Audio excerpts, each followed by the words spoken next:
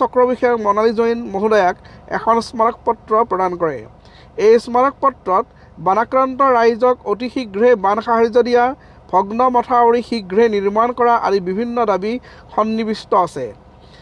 আজিৰ এই কাৰ্যসূচীত সদৌ অসম ছাত্ৰ সন্থাৰ তথ্য আৰু কাৰ্যালয় সম্পাদক ধৰ্মেশ্বৰ দাস, কামৰূপ জিলা ছাত্ৰ সন্থাৰ উপদেষ্টা ধীৰাজ ৰাজবংশী, সাধাৰণ সম্পাদক হেমন্ত দাস, উপসভাপতি প্ৰদীপ ডেকা, কামৰূপ জিলা ছাত্ৰ সন্থাৰ কাৰ্যনিৰ্বাহক সদস্য তৌফিকুৰ ৰহমান, ৰঙিয়া মহকুমা ছাত্ৰ সন্থাৰ সোণজ্যোতি বৰুৱা, সাধাৰণ সম্পাদক ভৱজ্যোতি ডেকা, মহকুমা ছাত্ৰ সন্থাৰ সাহিত্য সম্পাদক বুবুল আলীৰ লগতে ছাত্ৰ সন্থাৰ বহু সদস্য উপস্থিত থাকে।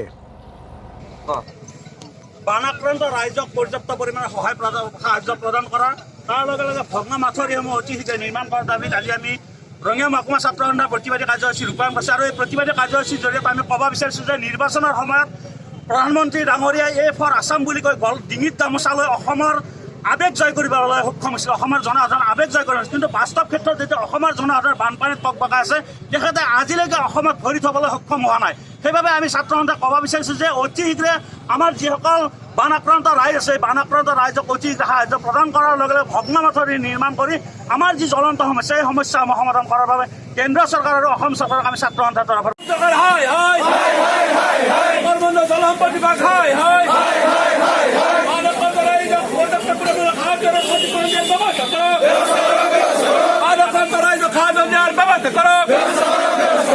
পুঁজিমূল্য নিৰ্মাণ কৰাৰ ব্যবস্থা কৰো।